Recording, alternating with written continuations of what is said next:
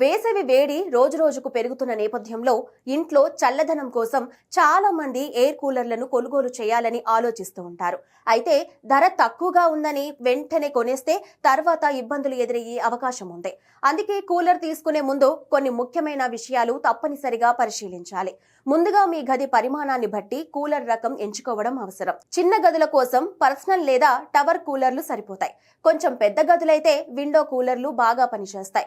ఇంట్లో ఎక్కువ మంది ఉంటే పెద్ద హాల్స్ కోసం డిజర్ట్ కూలర్లు మంచివే.